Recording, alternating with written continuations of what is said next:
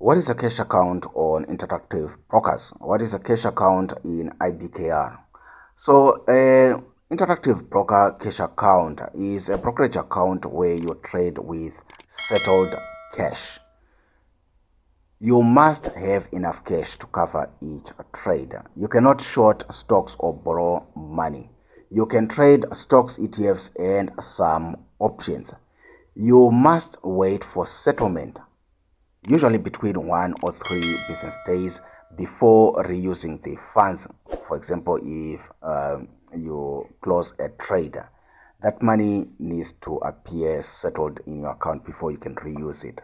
It avoids margin interest since you don't borrow money from the platform but using your own money. It is safer for new investors because it offers less risk.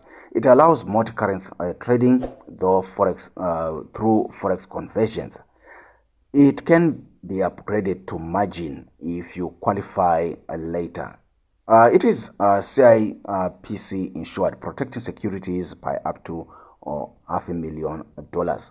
It is managed through Interactive Brokers platform with advanced tools. That's what a cash account with Interactive Brokers or IBKR is all about.